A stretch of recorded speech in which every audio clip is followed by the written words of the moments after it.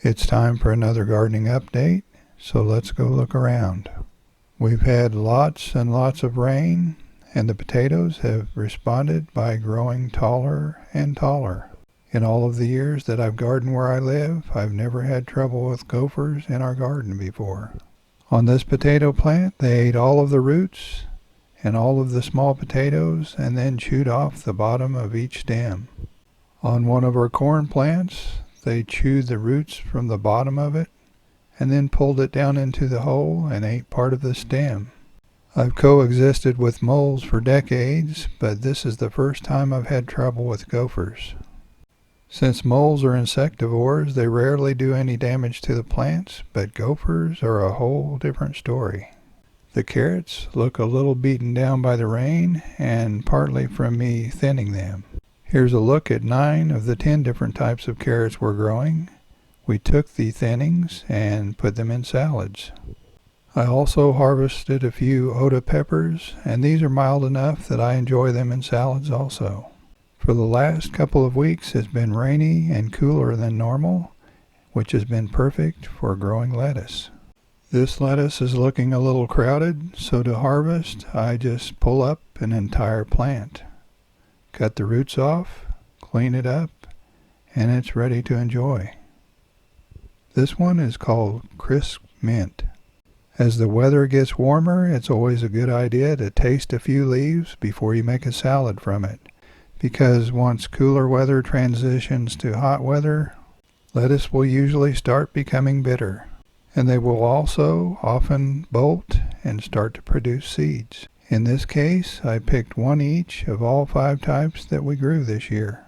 Another cool weather crop that has enjoyed the last couple of weeks are the peas.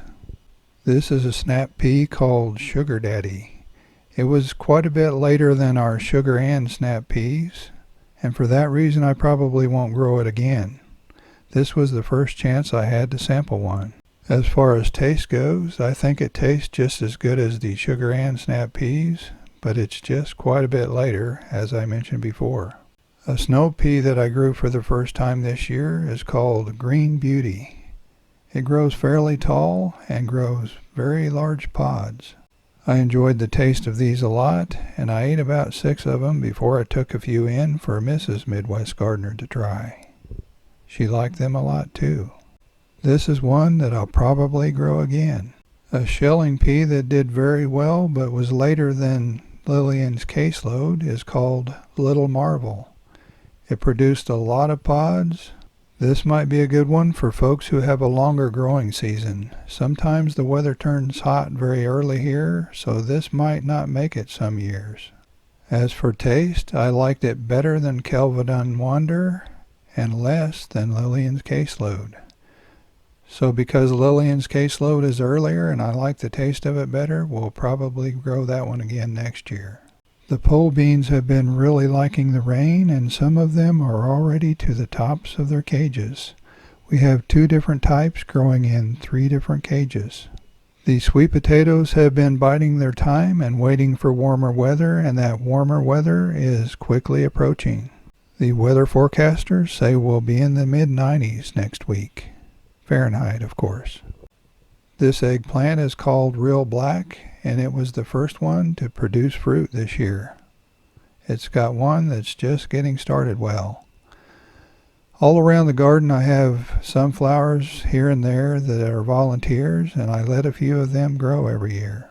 The herbs in the 5-gallon grow bags are doing very well. We have basil here, and if you want to keep basil from going to seed and prolong harvest, just snip the tips off like so. Same way with cilantro. It's starting to bolt already. I just pinched the end off of it. That'll prolong it a little bit and keep it from going to seed. Then we have parsley. I've thinned that a little bit, but you couldn't tell it by looking at it. Eventually the black swallowtail butterflies will find that one and lay eggs on it. Then we have chives, and some of those are ready to be transplanted if I want to. Next to those is the oregano. And some of those are starting to grow well, and we even have some that are just now coming up. The petunias that I planted in the hollow log are finally blooming and starting to grow. I have 4 different types of petunias planted in that.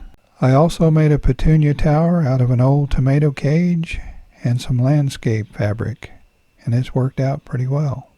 I bought these stackable pots for $1 a piece at one of the dollar stores a few years ago, and this year I'm growing some of our project peppers in them, and they're just now starting to grow well.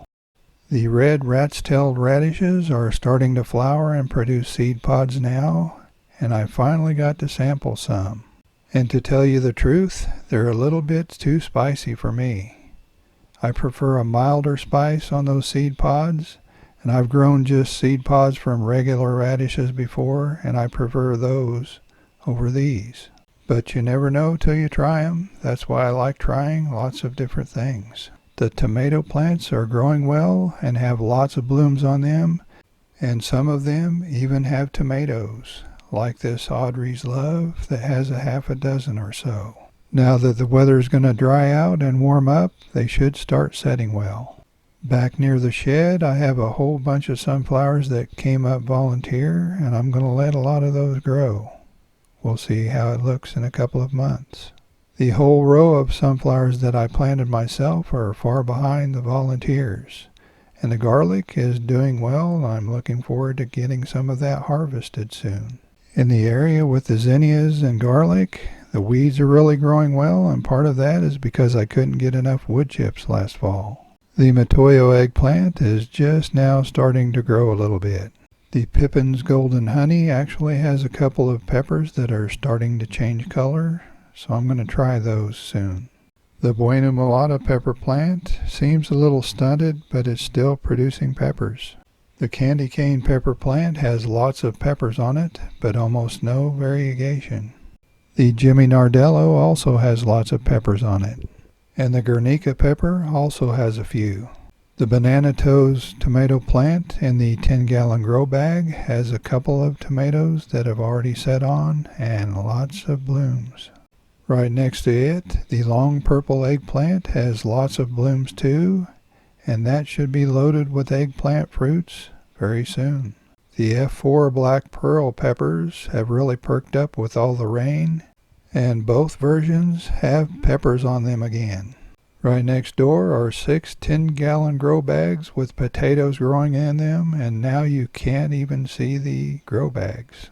I don't know if we'll get any potatoes, but we've certainly got some impressive tops. And they're all starting to get blooms on them now. Just beyond those is one single shishito pepper plant in this 10-gallon grow bag, and it's got a whole lot of peppers on it. I have 2 10-gallon grow bags with the upright version of the black pearls, and those are off to a very good start so far. I'm really looking forward to seeing these have some peppers on them. Nearby, I have a 10-gallon grow bag with some odd and ends, including an albino bullnose. Just beyond that, we have the F5 pendant version of the black pearls. I have 2 grow bags with those in them, and they're off to a little bit slower start than the upright version. Then we have the F2 Oda Black Pearl Cross. I have 2 grow bags with those in them too, and this one actually has some flower buds. This one small plant is my last hope for the Musa velutinas this year. They made it the last several years, but this would be the first they haven't made it. The Musa Basjoo banana plants are as hardy as ever, and my sister-in-law didn't even mulch hers, and it made it through the winter just fine. I have the variegated tomatoes growing over by the storm shelter, and Haley's Rainbow is far out ahead of the rest. It even has a few tomatoes on it. I was under the impression that it was a dwarf, but so far it doesn't appear to be a dwarf to me. Right next to it is one called Walter's Fancy. It's off to a somewhat slow start, but is starting to pick up a little steam now. You can see those stripes on the stems. That's kind of an interesting look. Next to that is Shimo Furry, and that one's really bushy and has tomatoes and lots of blooms. I haven't pruned any of the tomatoes yet, but I'll start doing that soon. I'm behind on that as well as weeding and a few other things. You can see that this one has tomatoes on the bottom and plenty of blooms to come. Just around the corner is Elsie's Fancy, and it's off to a somewhat slow start also. Then we have a pepper plant, and then right next to the pepper plant is Pico's Pride. And that one's got quite a bit of variegation compared to some of the others. Here's a look at our Oxalis Triangularis. I let that go dormant every year, and just a few weeks ago it was a bare container with no plants in it.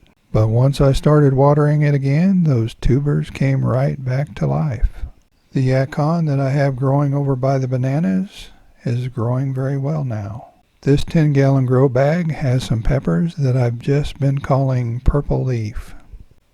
I also have a couple of more 10-gallon grow bags with other project peppers in them, and those have just been planted and haven't started to grow yet. This grow bag has otopinos in it. Even though the gardening season is well underway, I'm still harvesting seeds from some of our project peppers, and I just planted some a few days ago. Even though the updates are getting longer and longer, I still don't get around to covering everything. We had some nice, cool, rainy, prolonged spring weather, but soon we're going to get into the heat of summer, and that will probably stick around till fall. Be sure to let us know how your garden's doing. Thanks for watching. We'll see you next time.